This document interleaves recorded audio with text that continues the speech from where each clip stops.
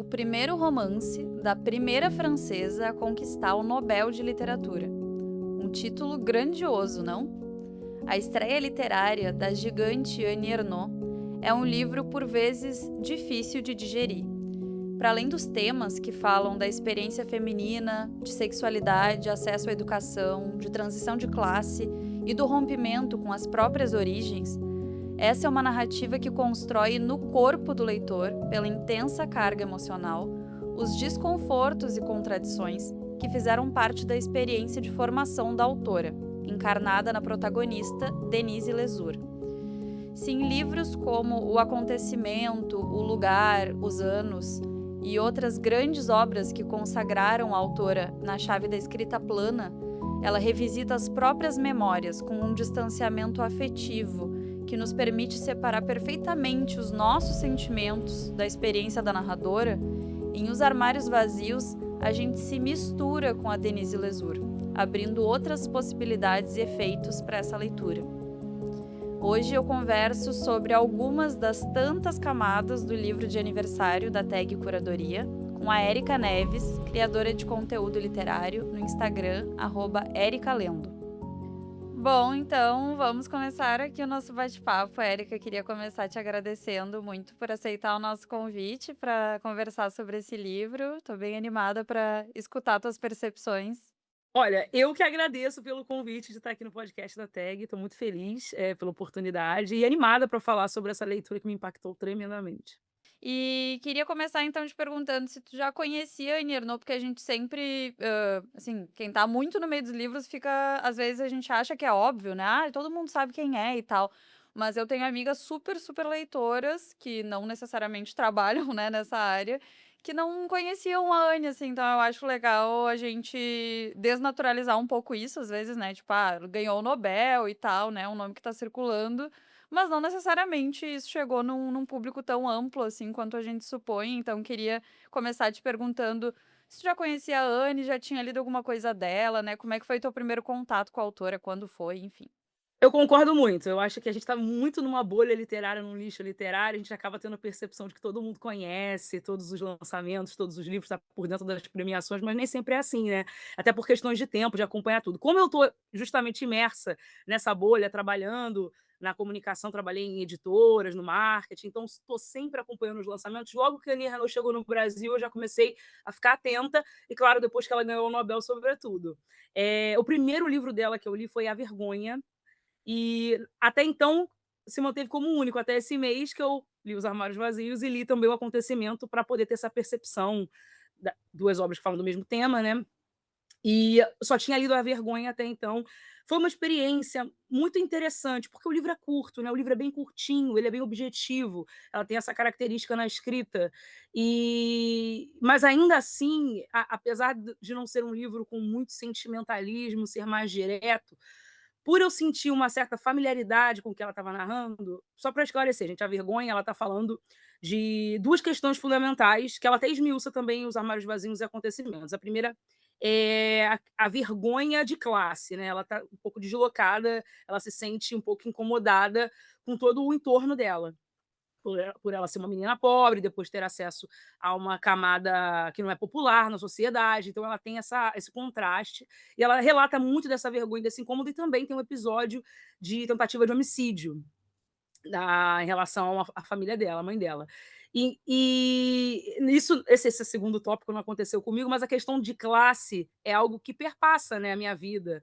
Então, alguns pensamentos, querendo ou não, a gente se identifica. Quando a gente começa a estudar, começa a acessar outras camadas, da vida mesmo e da sociedade, a gente começa a fazer essa comparação, e foi muito interessante para mim esse ponto, da narrativa, né, de comparação. Claro que ela é muito muito honesta naquilo, tem coisas que são até certos tabus pra gente, que a gente só vai abordar na terapia, né, mas ela, como ela tem essa essa vontade de tornar a escrita pública, de tudo que ela sente, ela narrar e gera essa identificação, foi o primeiro grande, ponto de interesse na escrita dela para mim, foi ler A Vergonha. E aí depois disso eu acabei não lendo mais, ainda assim ficando interessada em conhecer, mas por causa do acúmulo de livros na fila de leituras e tudo mais, não dei continuidade, mas que bom que a Tag me convidou para ler Os Armários Vazios. Sim, e é um livro totalmente diferente, né, tipo, eu não li A Vergonha especificamente, eu tinha lido curiosamente, os que eu tinha lido são O Acontecimento e o Lugar, que, assim, me parece que são livros que tocam nos 2 principais temas, né, dos Armários Vazios, que é a experiência dela do aborto clandestino e essa imersão, né, nesse ambiente ali do café-mercearia. E pra mim foi muito contrastante, assim, realmente, parece quase como se fosse uma outra autora escrevendo, né. Como é que foi pra ti, assim, esse contraste e, tipo, o que que tu curte mais também? Porque às vezes pra quem, já conhece a Anne por esse estilo, né, que acabou consagrando ela, que é mais, tem um distanciamento afetivo maior, pode ser até um pouco incômodo, né, ler essa coisa mais visceral, assim, que ela traz nos Armários Vazios. É verdade, eu senti essa como eu tinha lido A Vergonha já tinha um tempo, acho que tem, sei lá, uns 3 anos, algo assim, foi um choque, porque são livros bem diferentes nessa questão do sentimento, essa questão do sentimentalismo na escrita. Mas como eu tinha acabado de ler Os Armários Vazios e resolvi emendar a escrita de acontecimento, foi como se eu preenchesse as lacunas do sentimentalismo com o que eu tinha acabado de ler.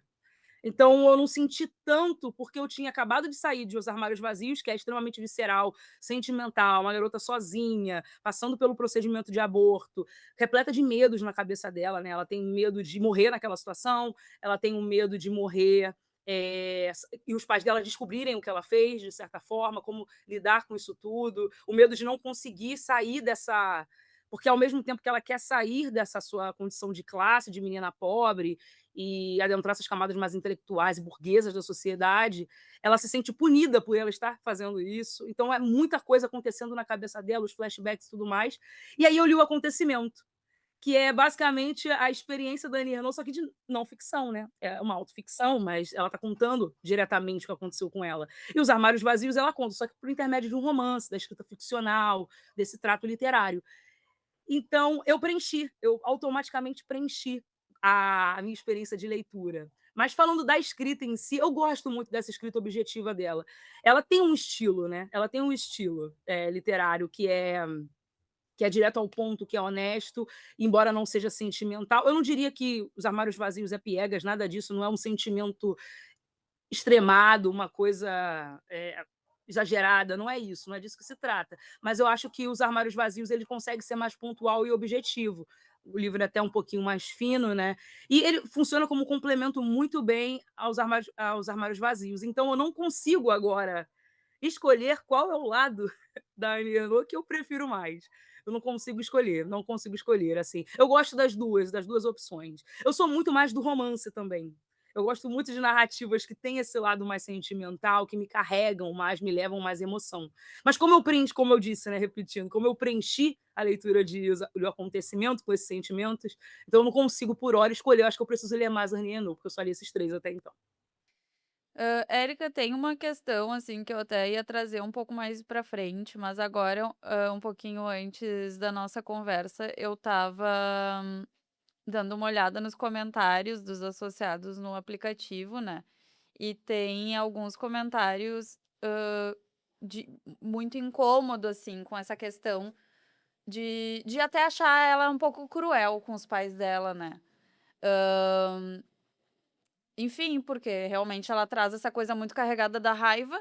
Por um lado, ela tá colocando isso, tipo, com uma né, com uma personagem, né, numa roupagem de ficção, então ela não tá dizendo: "Isso foi o que aconteceu comigo e esses são os meus pais", mas obviamente, né, a mãe dela que chega a ler esse livro, né, estava viva quando ela publica esse livro, né, ali na revista a gente incluiu até um trechinho que a Rachel Cusk conta, desse encontro com a Annie Ernaux, em que ela fala dessa experiência, né, que o que mais preocupava ela era como é que a mãe dela ia receber esse livro, né, que a mãe dela lê esse livro ao longo de uma noite e tá, acomoda aquilo ali de alguma forma, né. Mas, enfim, tem leitores que acabam ficando incomodados com essa coisa de tipo: "Poxa, mas os pais dela, bem ou mal ali, né, com seus erros e acertos, eles foram muito generosos com ela, né, sacrificaram várias coisas para ela poder ter essa experiência de ascensão social. E aí, ela escreve esse livro que parece muito cru, assim, né, em relação a esse sentimento de vergonha de classe, de vergonha deles, né, especificamente também. Queria te perguntar o que que tu acha disso, porque eu acho essa uma questão super complexa, assim, da gente ter uma opinião definitiva, né. É muito difícil ter uma opinião definitiva, mas eu acredito muito que a literatura, ela tem que trazer essas questões que são cruas e difíceis mesmo. E que a gente, às vezes, como eu disse pessoalmente, a gente só vai desvendar e deslindar numa terapia, né, para entender. Mas eu acho que muitas das vezes, considerando a idade da personagem ali, né, ela narra sua infância, sua adolescência, todo o seu crescimento, até eu acho que acredito os 23 anos, porque foi a idade que a Annie Ernaux, passou pelo aborto, né, 1963, por aí. Então, eh, a gente é muitas vezes cruel, assim, nós somos cruéis com os nossos pais nessa faixa de idade. Talvez a gente só vá perceber, o sacrifício dos nossos pais, não é generalizando, tá. É claro que não é dessa forma, todo mundo é cruel desse jeito, porque eu acredito que sim, ela é cruel em vários momentos, não é uma tentativa de passar pano, mas o que eu quero dizer é que muitas das vezes, tanto nessa questão de classe ou em muitas outras questões da nossa vida, nós somos cruéis com os nossos pais, sobretudo em pensamento. E como ela está ali num momento muito íntimo dela e traumático, que é visceral, usando essa palavra novamente, é muito visceral, ela está expondo, botando tudo para fora numa tentativa de expor, botando tudo para fora literalmente, né, ela está passando por uma tentativa uma tentativa não, um aborto clandestino, ela está ali na hora esperando, se concretizar. Eu acredito que tudo ela bota para fora, mesmo o que é muito ruim, o que é muito íntimo dela. E muitas das vezes nós somos cruéis com os nossos pais. É algo que a gente vai aprendendo quando a gente começa a entender o sacrifício, quando a gente começa a ter a nossa independência e as nossas responsabilidades. Eu costumo dizer que um dos grandes motivos, não é um motivo apenas, mas são vários, de eu ter escolhido não ter filhos, é por ter visto a minha mãe passando por várias dificuldades para criar a mim e meu irmão. Então a gente olha os nossos pais, né, e a gente toma essas escolhas. Eu acho que ela deve ter feito esse mesmo exercício ali, né, de falar: "Eu não quero esse filho, porque olha o que os meus pais passaram, essa vida que eles levaram. Será que eles escolheram isso?" E aí rola essa coisa de culpa, né, culpa dela, culpa dos pais, ela não sabe em quem colocar a culpa no livro. Cara, é um livro tão perfeitamente construído, né, em camadas psicológicas. Eu sinto que ela tem medo desse espelho, né, de olhar para a mãe, olhar para o pai e enxergá-la de volta. Então, é isso. Eu acho que ela é cruel sim, ela é cruel, ela é imatura, eu acho que muito dessa crueldade faz parte da imaturidade. A gente não acompanha o pós dessa personagem para saber se com o tempo, o que que ela aprendeu com esses erros que ela cometeu em julgamento em relação aos pais. Eles não tiveram provavelmente, muito provavelmente, a oportunidade que ela teve. Outros pais fazendo o sacrifício que eles fizeram para que ela alcançasse uma vida mais confortável. E tem isso, os pais também depositam nos filhos próprios sonhos, né. Então eles fazem todo esse sacrifício para que os filhos cheguem em lugares que eles não chegaram. Então acho que essa percepção só vem com a maturidade. E eu acho que falta isso para a personagem, mas como ela está narrando um momento da vida, né, que ela é muito nova, ela ainda não conseguiu perceber todo esse sacrifício. Ela percebe, ela sabe dos erros dela, mas ainda assim ela está botando para fora de forma muito honesta, com a maturidade talvez ela perceba de outra forma. É a minha interpretação da leitura, mas que ela é cruel, ela é, né, chega um momento alguns momentos na narrativa que incomodam bastante a gente. É um dos motivos pelos quais eu gosto tanto desse livro. Ele é incômodo mesmo, ele é para cutucar. Sim. Eu acho que, o que é interessante, assim, né, enquanto experiência literária mesmo, é que ela consegue, despertar no leitor os desconfortos que certamente ela mesma atravessou, né, em alguma medida, assim, né. É claro que viver a experiência é muito mais, é muito incomparável, né, com uma experiência de leitura, mas, assim, a gente sente esse desconforto que certamente são as contradições que ela mesma percebeu em relação a si mesma, né.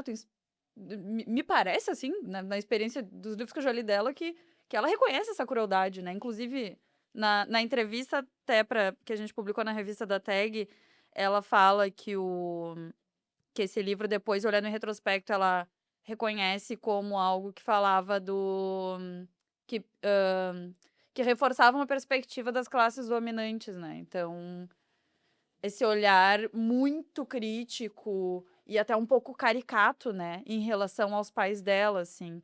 Hã, mas eu fico Que é muito pensando fruto também, perdão, é que mas é muito fruto desse ambiente que ela vive, né, um ambiente em que não é só o pai e a mãe, ao mesmo tempo que ela está É quase como uma coisa acoplada, construindo aqui minha linha de raciocínio, né, porque tem o pai e a mãe, mas tem o ambiente do bar, e parece que o pai e a mãe estão ligados a esse ambiente do bar. Ela assim, me passou a impressão de que ela parece não desassociar tanto. E aí o incômodo dela com os pais está sempre associado ao comportamento da mãe dentro daquele bar, às pessoas que estão ali, aos bêbados, aos homens, né, que inicialmente, quando ela era criança, ela acha fofinho, mas aí ela vai vendo que são homens bêbados, homens pobres, isso passa a incomodar. Então, parece que a característica, os pais dela estão sempre associados ao bar, a É, esse ambiente. sempre. Parece que ela não desassocia. Olha, a minha mãe é independente desse bar, meu pai é independente desse bar. Eles são pessoas, né? Aham. Essa percepção dela é muito interessante no livro também. É, Fiquei pensando até nisso. porque os pais dela estão o tempo todo nesse ambiente por necessidade. É justamente a relação com esse ambiente, de trabalhar tanto, que faz com que eles também consigam viabilizar a ascensão dela, né, através dos estudos. Então é um paradoxo, assim, muito difícil de sustentar.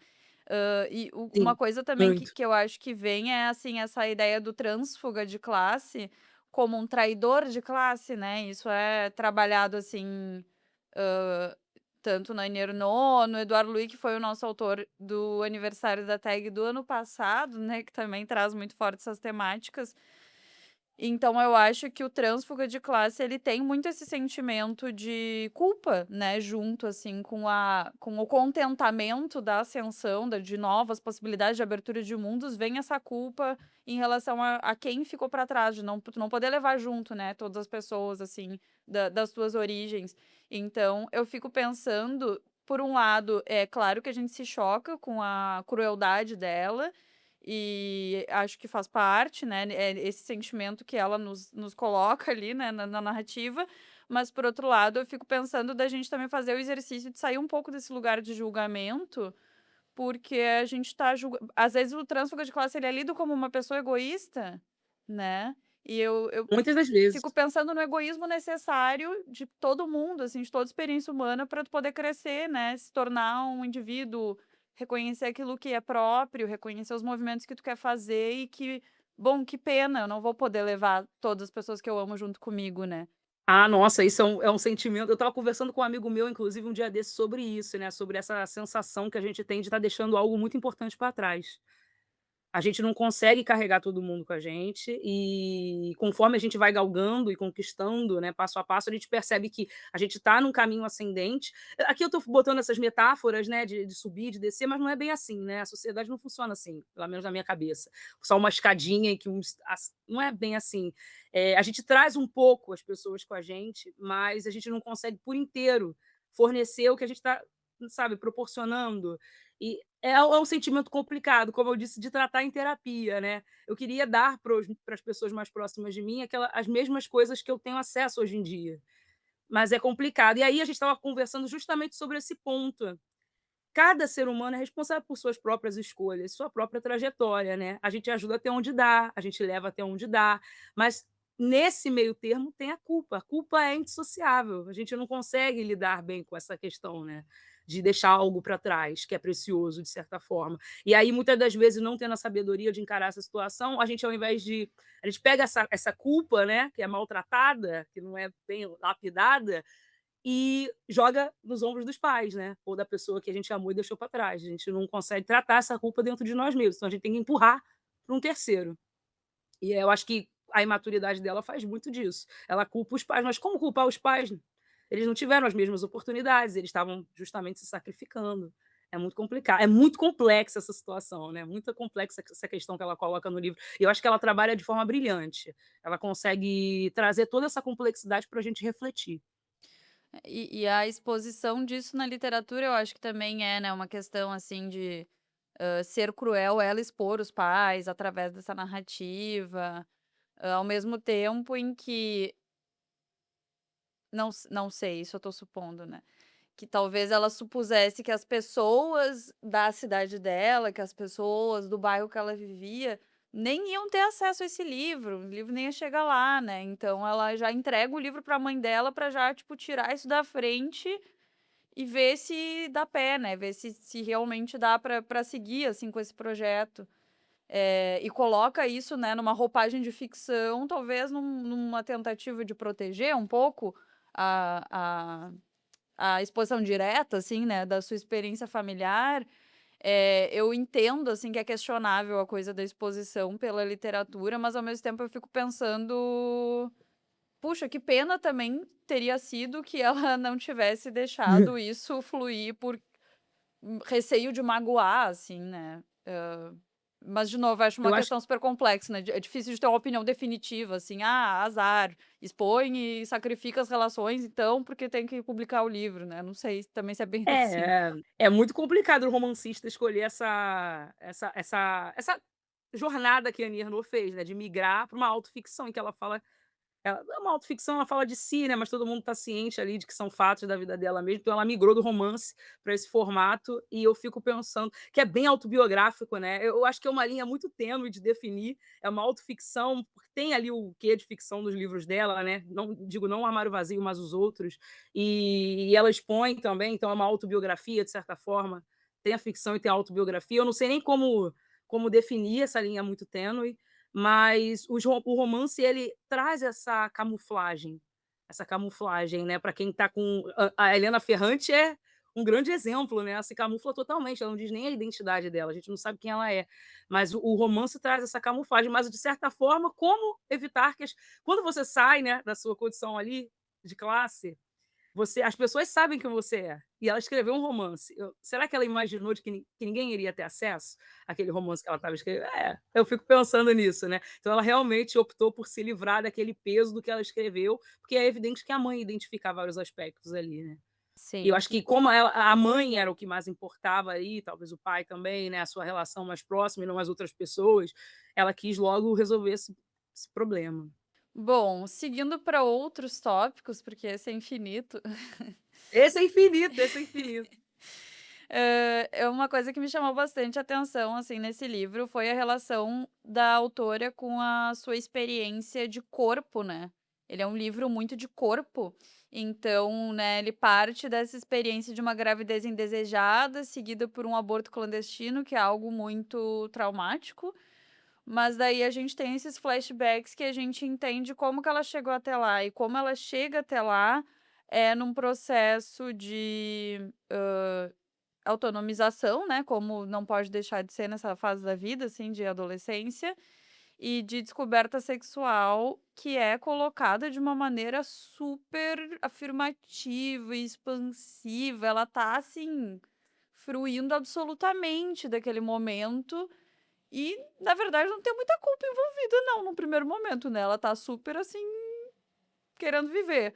Então eu acho muito interessante, porque tem esses 2 polos, né, esse polo posterior do momento que ela tá vivendo aquela experiência traumática de corpo, e esse polo da afirmação da sexualidade, e me parece, até sabendo mesmo não cheguei a ler outros livros dela, além desses que eu comentei, né, mas livros que eu sei que ela fala mais sobre como esse percurso dela de relação com a sexualidade avança, né, então, eu sei que o jovem, ela fala de um homem mais jovem com quem ela se relacionou, por exemplo, e que isso quando ela já tinha filhos, quando ela já era, bem madura, assim, né, então como é que vai andando essa relação dela com a própria sexualidade, e me parece que foi andando de uma maneira bastante tranquila e desimpedida, e eu acho isso muito interessante, né, porque ela não cede a esse interdito, essa coisa da repressão, do trauma que pode estacionar nesse lugar, tanto no sentido da adolescência, né, de tipo os pais dela, a mãe dela fica escandalizada quando sabe que ela tá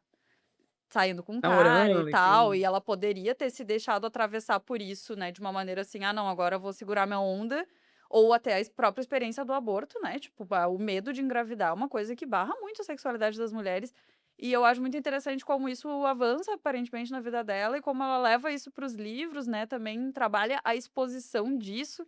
Eu queria te ouvir um pouquinho, assim, sobre a tua percepção desse aspecto. Eu adorei isso no livro. Eu acho que ela é ótima em mostrar pra gente justamente isso que você falou, né, ela tá ali numa descoberta, né, primeiro criança, claro, não tem essa questão sexual, mas aí ela vai alcançando a adolescência e vai começando a descobrir seu corpo, quase como uma mágica ali, ela acha os locais certos, ela vai apresentando isso pra gente, e não há nenhum sentimento de culpa, realmente, né, mostra como é natural isso do próprio ser humano, não há nenhuma culpa envolvida. E aí tem esse episódio em que a mãe descobre. Então ela estava fluindo super bem, da sua sexualidade. Aí a mãe descobre. Claro que isso não vai refrear ela, porque ela continua, como você disse, também explorando a sexualidade dela depois que ela vai para a universidade, ela se relaciona, tanto que ela engravida, né, e vai fazer o aborto. Só que aí, nesse momento em que a mãe descobre, ela tem um puxãozinho, né? Ela começa a pensar no prazer também nesse lugar de pecado. Ah, e agora então, isso que eu estava sentindo, eu devo sentir culpa. Então, isso é um pecado. Entra um pouco como ela vai à igreja, né? Tem toda essa questão cristã envolvida, e ela toma uma noção do seu próprio corpo, não mais como 100% livre, mas com alguns interditos.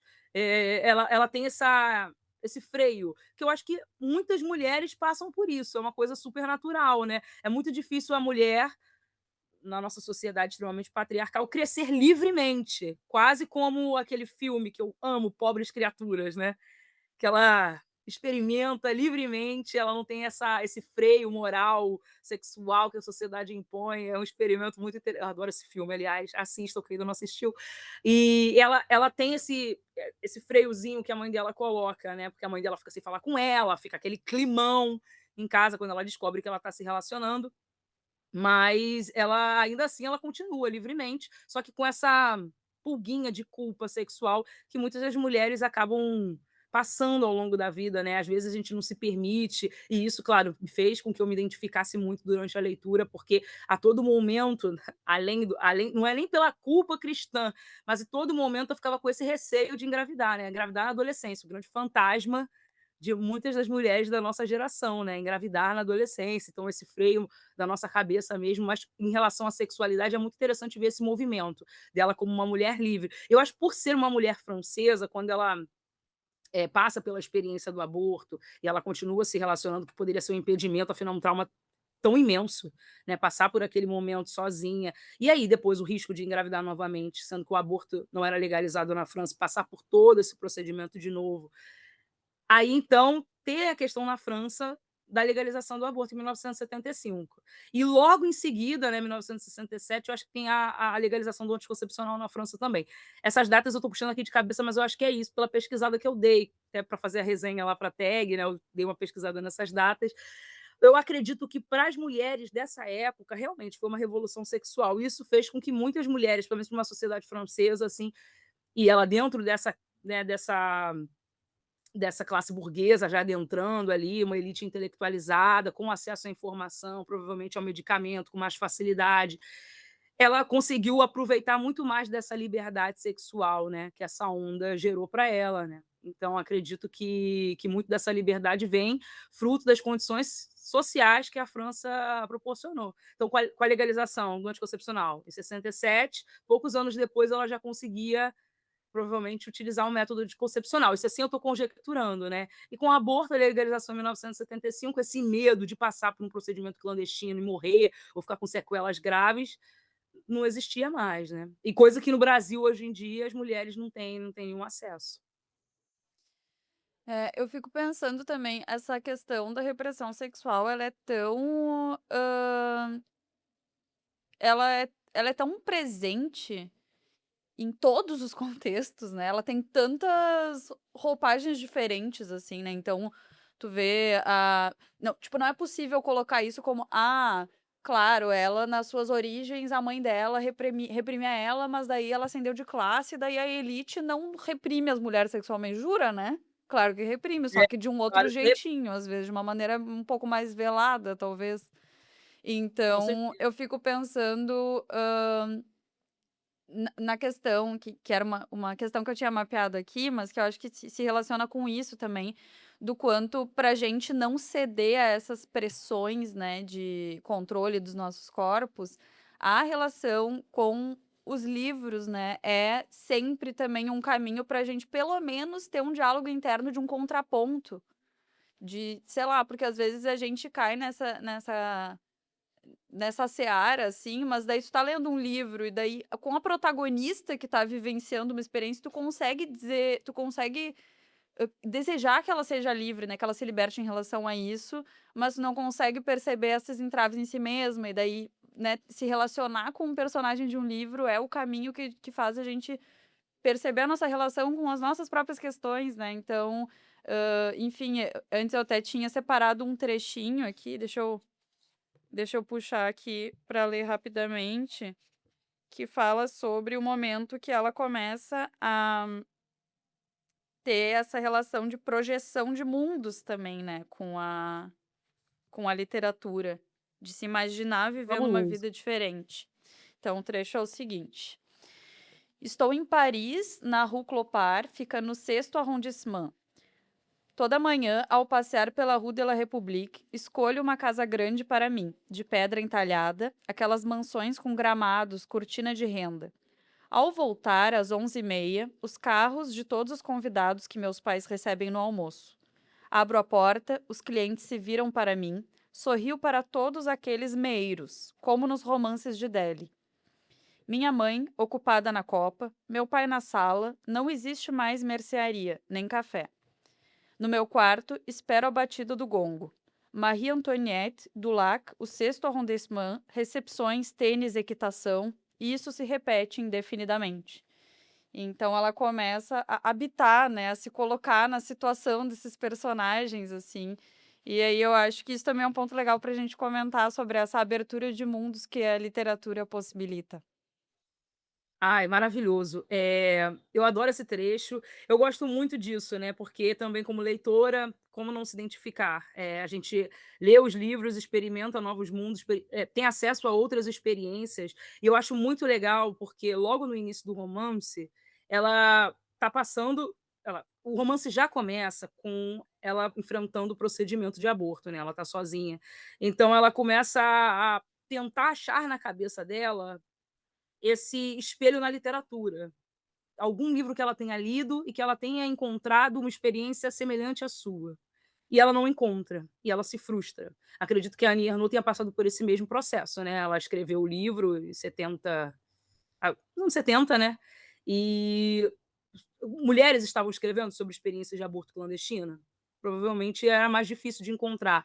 Majoritariamente, principalmente numa universidade, né, como era ali seu entorno, eram homens, né, livros publicados por homens majoritariamente.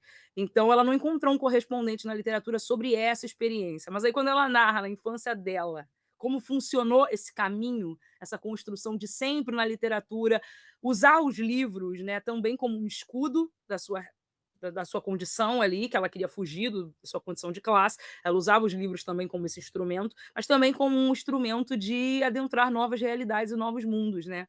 Era tanto um escudo como uma maneira de ir para outro lugar, conhecer novas formas de se viver. Isso é muito bonito na literatura. Mas aí no momento em que ela já mais velha passa pelo procedimento, ela não encontra na literatura um correspondente para o que ela estava vivendo.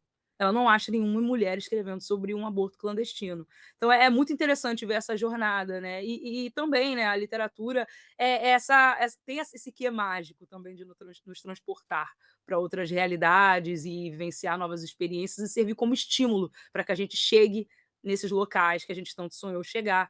Ela é muito bonito ver essa relação dela com a literatura, né, no decorrer do romance, tanto como uma forma de apoio para um momento difícil, tanto como um escudo, ou então uma forma de adentrar uma nova realidade, de exercitar a empatia ali. Eu gostei muito desse aspecto no livro também. E um outro ponto, Érica, que eu acho que é bem central, assim, é a relação dessa protagonista com a escola, né? Que tem uma ambivalência, assim, muito forte, inclusive na percepção de valor que ela faz desse ambiente, porque em alguns momentos ela fica, nossa, que quanta, tipo, quanta bobagem, né? Ah, Aham. histórias de animais que falam, algumas burocracias, assim, que tem, né, alguns ritos escolares que parecem não fazer muito sentido, né, dela perceber o dia a dia dela no café mercearia como algo muito mais real do que aquela encenação, digamos assim, que é feita na escola, né. Ao mesmo tempo em que ela diz: "Beleza, né, se é isso que eu preciso fazer, eu vou entrar nessa encenação aqui pra me dar bem nesse ambiente, né". Então eu acho que esse também é um ponto interessante, e aí eu queria também puxar um trechinho, deixa eu ver qual, porque eu fiquei com dificuldade de escolher. Eu vou puxar esse primeiro aqui que eu acho ele bem bom. Tem uma coisa que você falou sobre a questão, antes de você ler rapidinho, sobre a questão do ambiente intelectual que ela estava passando a frequentar e desse ambiente não ser totalmente liberal, né, na questão sexual, realmente, né, há uma repressão também nessa fase da vida dela, até mesmo quando ela se relaciona com um homem que vai engravidar e que ele tem mais acesso, ele tem mais dinheiro, ele se encontra numa camada social que ela quer, né, fazer parte, que ela quer entrar. E é claro que esse homem ele não oferece nenhum tipo de suporte, ele nem abre as portas da sua realidade para que ela entre de fato, embora ela insista. Embora ela queira fazer parte, né. Então, é para você tudo bem ser liberal ali na faculdade, ser uma mulher que já transa, como eles estavam dizendo, mas daí a se relacionar e ter um casamento e fazer parte da minha família, que é de classe alta, aí não. Aí você já não se enquadra, aí você já não serve. E aí, né, meus familiares, a minha família não vai te dar nenhum suporte e nenhum apoio nesse momento que você está passando, ainda que ele tivesse implicado diretamente no que aconteceu. Então, realmente, né, uma liberdade sexual que vem, mas entre aspas. E que tem um atravessamento de classe importante aí, né, do tipo, quem é a quem seria a mulher, o tipo de mulher que esse homem estaria disposto a assumir, mas também tem um atravessamento de gênero, né, e de Ah, eu queria dizer de faixa etária, mas infelizmente os homens vão fazendo aniversário e isso não necessariamente muda, assim, né, essa é. implicação Não, com não muda. as consequências da sua vida sexual, assim. Com certeza. Mas bom, vou puxar aqui o trechinho então pra gente comentar. Claro. Um segundo, deixa eu achar exatamente onde ele tá aqui. Então era isso a escola? Um monte de sinais para repetir, rabiscar, juntar? Nossa, o café mercearia era tão mais real. A escola era um faz de conta permanente. Faz de conta que é divertido. Faz de conta que é interessante. Faz de conta que é legal. A professora fazia seu próprio programa de rádio, lia histórias entortando a boca, girando os olhos para ser o grande lobo mau. Todo mundo ria. Eu também ria, me obrigando. Nunca realmente me interessei por bichos que falam. Então, uma coisa que eu fiquei pensando até agora, assim, durante a leitura, é, por um lado, essa coisa do faz de conta e do versus o real do café mercearia, né? Que tem uma coisa mais artificial que ela percebe na escola. Mas, por outro lado, eu fico pensando também nesse direito à brincadeira, né? Dela enquanto criança, assim. Ela tá com 8 anos e ela acha uma bobagem a professora imitando o lobo mal, porque o café mercearia é mais real, porque talvez ela também tá exposta a um tipo de ambiente muito adulto, né? Que Hum. ela deveria estar nesse lugar de faz de conta aos 8 anos de idade, né? Então eu acho que tem esse Sim. paradoxo, assim, tipo, da gente reconhecer o quanto a escola também é um ambiente violento com as referências que ela traz e que corta completamente essas referências, mas ao mesmo tempo, quanto ela, pô, ela tem só 8 anos, né? Ela deveria ter acesso e ter um lugar de estar mais confortável, assim, né? Com o brincar, talvez. Eu adorei esse ponto que você trouxe, parando para pensar faz todo sentido, né, porque a escola funciona muito como esse equalizador, é preciso inclusive na nossa sociedade até hoje, eu acho que não mudou isso, é preciso que todas as crianças estejam em pé de igualdade, que elas se encaixem num determinado padrão. Então ela traz isso e é claro que quando a criança vem com alguma referência externa ao que a escola quer, e muitas das escolas oferecem esse padrão neoliberal, né, de ensino, quase como uma fábrica, né, toca o sinal, a criança tem que sair, tem que pedir permissão para ir ao banheiro, não pode ter essa tem que todo mundo estar dentro de um esquema, né, uniformizados, né, aquele padrão de fábrica. Eh Quando a criança traz alguma referência de fora que poderia ser rica e somar, isso não funciona, não se enquadra. Mas em comparação, né, ou em compensação ali o que você está dizendo, ela traz uma referência externa que é completamente não infantil. É vinda de um ambiente que é muito cru sobre a realidade, muito real mesmo, né. Ela tem acesso a mulheres que estão comentando abertamente sobre sexualidade, sobre ela tem 8 anos e a mãe dela tá falando no balcão com uma outra mulher que a outra é puta, ou então um homem que tá bêbado. E aí já cresce com esses olhares masculinos, né, que ela claro que ela não percebe, porque ela é criança, mas aí ela logo que ela tem essa virada de chave na cabeça dela, ela já passa a entender o que que é aquilo. Por que que aqueles homens estão olhando, por que que aqueles homens estão fazendo gracinha. E aí é um ambiente muito, né, complicado para uma criança, mas aí também como tirá-la desse ambiente? Foi a oportunidade que os pais delas tinham de trabalhar, de pegar o dinheiro, de volta para aquela conversa que a gente teve no início do vídeo, né. ela traz essas referências. A escola, como esse lugar equalizador, acaba tentando fazer com que ela se coloque em igualdade. Aí, no início, ela tem justamente esse desconcerto, assim, né? A escola é muito diferente da realidade em que ela vem, é um faz de conta, o ambiente do bar tem muitas é, nuances ali, né? Coisas acontecendo diferentes. E aí a escola sempre esse lugar padrão, chato, mas aí isso vai mudando. Ela vai conhecendo as meninas, ela vai entrando nesse mundo, e aí a percepção dela já vira, né? Um 360 ali completamente. Vira, ela começa a olhar o bar com esse desconforto. E o ambiente da escola como certo, até porque as professoras tentam corrigir o tempo inteiro. Então é um procedimento de ajuste que é forçado. Não é supernatural e que ela, ai, naturalmente, gradualmente ela vai se adaptando. Não, é um esquema forçado para que ela se coloque no mesmo patamar que as meninas, sendo que ela não está, né, no patamar de classe em que essas meninas. Então vem a cobrança, vem a culpa, vem essa vontade de se adequar, mesmo sendo repudiada por ser quem ela é. É uma coisa que se estabelece numa mente que ainda não está formada. E é muito duro e é muito cruel isso também, né, com a criança. Isso opera em vários níveis da nossa sociedade até hoje. É bem complicado. Quando você, claro, já nasce dentro de um conforto de classe ali, que você está situada naquele ambiente, vai para uma escola que, privilegia esse mesmo ambiente, nada muda, né, mas quando você tem essa mudança abrupta na vida, de repente, se ela tivesse ido para uma outra escola, que não é uma particular, junto com as suas meninas amigas do bairro, e permanecesse na mesma vida, ela não tivesse essa mudança, que foi benéfica para ela de certa forma, mas mesmo sendo benéfica, ocasionou muitas questões psicológicas ali. Sim, não é Esse sem equalizador forçado, né. não é sem dor que se cresce, assim, né, que se faz os movimentos de É, de crescimento mesmo, de expansão, assim, né, de mundo, de possibilidades. Um pouco voltando para aquela questão que a gente estava falando antes, assim, mas só para trazer um outro ponto em relação a isso, que eu tinha colocado aqui, né, nesse vínculo complicado, assim, que ela vai ficando com os pais, e aí tem até essa frase que a gente trouxe para a revista: "Talvez não quisesse magoá-los, talvez nem os odiasse tanto. Estava me afastando, não os encontrava mais, mas não conseguia me separar deles". Então, quando ela vai se dando conta, assim, de que, tipo, porque em algum momento ela sente que é preciso fazer uma escolha, né, ou esse mundo ou o outro mundo. Mas daí, conforme ela vai fazendo esse movimento, ela percebe que não existe esse rompimento total também, né, que ela sempre vai levar esse outro mundo junto com ela, assim, e que ela não odeia os pais dela, que não é bem por aí, né.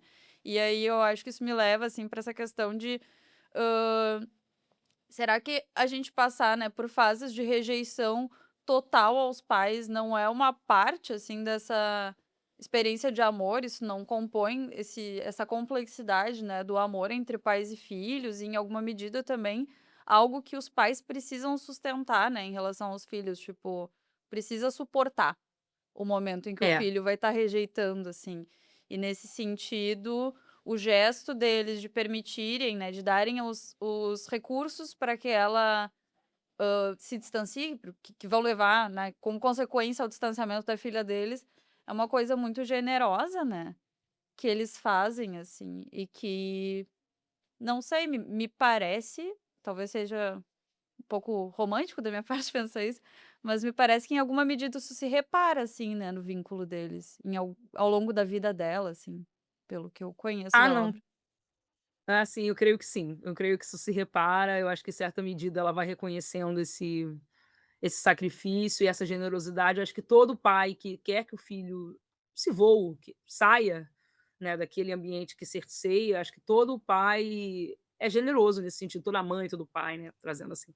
Todos eles são generosos, há um quê de generosidade muito grande, porque você, só por essa ação, você já está implicando um afastamento, está já se distanciando do seu filho e aceitando esse distanciamento. Como é que você quer que seu filho se voe se você está prendendo ele perto de você? Não, aí você está abrindo mão mesmo e criando o filho para o mundo. Há muita generosidade nisso.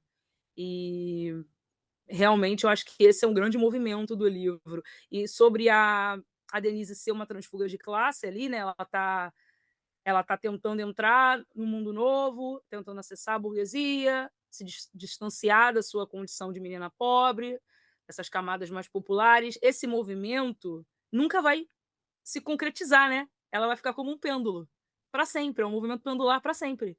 Ela nunca vai pertencer à burguesia de fato, porque ela vai sempre carregar consigo parte da sua bagagem como uma menina pobre, os medos, um medo muito grande que tem é de voltar para esse lugar, e ela fala sobre isso, né, durante no livro e durante esse momento em que ela está, passando pelo procedimento, é o medo de voltar para esse lugar, que ela não quer, mas ela também não vai conseguir 100% fazer parte do mundo burguês. Ela não por mais que a gente tente, não vai conseguir acessar plenamente. E também ela nunca mais vai poder voltar por inteiro para o seu mundo, né, de menina pobre, jamais. Então, é uma pessoa que vai estar sempre ali no pêndulo da sociedade, conhecendo as suas 2 faces, botando assim, né. Isso é muito complexo, né, para o livro. Mas a gente está aqui falando, né, quantas camadas que esse livro tem. Maravilhoso, de fato. Érica, estamos chegando ao final do nosso tempo aqui de papo, então para fechar esse momento, eu queria te pedir para recomendar alguma coisinha, um livro, um filme, uma série, pode ser também um outro podcast, o que tu quiser, que pode ter alguma Eu relação direta aqui com os temas do livro da Annie Ernaux. Eu fiquei pensando muito, porque enquanto eu estava fazendo a leitura dos Armários Vazios, e depois do acontecimento, que eu já emendei um no outro, né, até para pegar esse contraponto também, sobre a vida dela mesmo, o que aconteceu e o que estava no romance. Eu estava lendo Noite Negra, da Pilar Quintana, que saiu recentemente pela Companhia das Letras. E é um livro que fala muito sobre a solidão e a vulnerabilidade da mulher, sabe, num ambiente adverso, assim. E também tem a questão de classe. Falando brevemente da sinopse, essa é uma mulher que trabalha com marketing, ela está bem de vida, muito bem financeiramente, mas ela tem vontade de comprar uma casa afastada, perto de uma floresta, de frente para o mar, fugir dessa correria louca da vida, sabe, do trabalho, dessa dinâmica do capital que a gente vive, ela quer fugir, então ela se relaciona com um homem que também está disposto a isso e ela se afasta e vai para a floresta. Começam a construir sua casa lá nesse local, começam a ter contato com a população que vive ali no entorno, os pescadores, o cara que tem um bar, um cara que ajuda com a obra, pessoas mais humildes, e ela vem, né, ela tinha um conforto na vida dela, então ela pegou todo o dinheiro que ela tinha, o que ela tinha juntado durante um tempo, para construir esse sonho afastado dessa realidade completamente caótica da nossa vida aqui, de trabalho e tal, de correria. Então ela está construindo o seu sonho. Só que, por necessidade, esse homem que ela se relaciona, ele está com problemas ali com visto, então ele tem que se afastar e ficar uma semana fora. Eu não sei exatamente a quantidade de dias, mas vamos botar ali uma semana. Então ela fica sozinha, numa casa que não está plenamente construída, ainda não tem porta direito, tá? Sabe aquele esqueleto da casa que está se formando? Ele precisa com urgência resolver isso, então ele se afasta. E aí ela fica sozinha e os homens que moram próximos e que em muitos momentos chegam ali, muitos dispostos, né, animados, felizes em ajudar, em proporcionar alguma ajuda para esse povo que está chegando ali naquele ambiente, explicar: olha, você passa esse protetor para picada de inseto, no horário X, no horário tal, fica muito escuro, vai ter noite negra. Então eles dão várias dicas, eles são muito solícitos. Só que ela tá sozinha agora como mulher. E aí ela começa a se questionar, né, até que ponto eu posso confiar nessas pessoas desse local, eu enquanto uma mulher sozinha. Será que esse homem que estava comigo, ele percebeu a dificuldade que estava sendo construir essa casa e todas essas questões da natureza que não são fáceis, né, de protetor solar, de bichos, animais que podem entrar em casa, um escorpião, uma aranha, um morcego. Então ela começa a ficar paranoica com isso. Será que esse homem, ele se afastou realmente, ele não tem nada de visto? Ele só desistiu porque ele é um homem e os homens desistem dos relacionamentos e não têm nenhuma responsabilidade afetiva. E agora eu fiquei sozinha com uma casa que não está construída por inteiro e com todos esses homens ao redor que começam a fazer piadinhas. Olha, você está sozinha, mas não tanto. Se você precisar, a gente pode ir lá te ajudar em alguma coisa. E ela começa a se sentir extremamente vulnerável. E a gente entra na cabeça dessa personagem de forma visceral também. Então, assim, é um livro que aborda, né, essa questão de classe, ela está lidando com várias pessoas do entorno que não são da mesma classe que ela tem. Ela está sozinha, então ela está lidando com a solidão, tal qual a personagem do livro, e ela é uma mulher, né, ela é uma mulher. Então, a gente está dentro da cabeça dela, de todas as coisas que passam na nossa cabeça. Eu fiquei pensando: "Nossa, é muito igual ao que eu penso, eu estou andando na rua, se vem um homem na minha direção, eu já fico assim. Se eu entro no Uber, eu tô tensa. Eu tô tensa, por quê? Porque eu tô numa sociedade cheia de homens, e ela tá num ambiente sozinha, numa floresta, que se acontecer alguma coisa com ela, Quem vai saber? E aí, essa questão muito psicológica no livro, de uma mulher passando por essa situação, é muito forte. Então eu recomendo demais essa leitura para vocês. Fiz quase uma resenha aqui, falei muito. Acho que foi uma leitura que me empolgou profundamente. Gostei muito da leitura, ainda quero fazer uma resenha depois no meu perfil. E eu acho que tem similaridades com Os Armários Vazios, esse livro da Pilar Quintana. E um filme, eu fiquei pensando muito, né? O filme é, A Filha Perdida. É muito engraçado porque A Filha Perdida tem um livro da Helena Ferrante, tem adaptação para filme, a Olivia Colman tá excepcional nesse filme, e também tem muito dessa coisa psicológica da mulher, mas Os Armários Vazios ela não chega a se tornar mãe. Mas a hipótese de se tornar mãe antes do tempo que ela, né, que ela julga necessário para concluir seus estudos, para construir uma vida, que seria um impedimento para construir essa vida em que ela sonha adentrar a burguesia, uma elite intelectual, ter certo conforto, sair da sua condição de classe. O filho, nesse momento, ia quebrar, né, essa ordem que ela estabeleceu para o seu futuro. Já na Filha Perdida, não, ela é mãe. Ela é mãe, ela já é uma mãe mais velha, adulta, e ela se depara com inúmeras dificuldades e até mesmo paranoias da maternidade. E ela expõe isso de forma muito honesta. Então tem vários paralelos que, ainda que A Filha Perdida tem um filho envolvido, Os Armários Vazios não tem um filho, tem essa lacuna entre os dois romances, mas ainda assim eu acho que eles confluem muito por causa dessas questões femininas relacionadas à maternidade, o que ela pode ser ou o que ela foi e que não alcançou aquilo que a gente imaginava, né? Aquela coisa idílica da maternidade que por muito tempo aí a gente teve acesso, né? A maternidade é o suprassumo, é o ápice da vida da mulher, e A Filha Perdida traz isso, e Os Armários Vazios, de certa forma, também traz, né? Porque a maternidade seria um grande empecilho para a mulher se tornar ali, né, com calma, com tempo, uma mulher independente, uma pessoa independente na sociedade. Então, são essas, acho que o filme, o livro A Filha Perdida e a leitura também de Noite Negra, da Pilar Quintana, são os que eu indico para o pessoal que está ouvindo aí a gente. Maravilhoso. A Filha Perdida, curiosa, foi a única vez que eu assisti um filme, adaptação de um livro que eu li, que eu fiquei assim, nossa, eu quase gostei mais do filme do que do livro, assim, se me dão licença de fazer essa afirmação. E nunca tinha me É sempre uma acontecido isso, eu fiquei afirmação. encantada, assim, realmente, achei uma adaptação muito bem feita, a atuação dela tá sensacional. E tem essa coisa, né, da desidealização, assim, da maternidade, sem nenhum moralismo também envolvido, que é muito forte. Esse da Pilar eu não li e fiquei muito interessada. Fui convencida pela tua resenha. Ai, que bom, que bom. E é isso, né, são mulheres escrevendo sobre essas experiências, o que é fundamental. Tem camadas que eu acho que por mais que um homem escritor seja talentoso e possa, assim, escrever sobre mulheres sentindo e vivendo, assim como mulheres podem escrever e trazer a perspectiva de homens, eu acho que para um homem é muito, muito difícil, que eu diria quase impossível acessar essas camadas psicológicas de desejos e de medos, que são profundamente femininos. Então é importante ler essas mulheres escrevendo aí, que são, ai, maravilhosos livros. Fiquei feliz que você vai ler. Legal, Érica, muito, muito obrigada. Adorei conversar contigo Eu também, e igualmente, adorei. seja sempre bem-vinda aqui no podcast. Ai, com certeza, espero voltar outras vezes. Adorei o convite, muito obrigada. Eu posso fazer um jabazinho, pessoal? Claro. Me sigam lá no Erika Lendo, pessoal. Estou falando de literatura há cerca de 8 anos por lá. Tem um perfil no Instagram, que dura mais tempo, né? Que já desde. Tem 8 anos que existe esse perfil, 8 anos, 9 anos, por aí, porque era um perfil pessoal que se tornou depois um perfil literário. Então tem o Erika Lendo no Instagram e tem o Erika Lendo no TikTok também.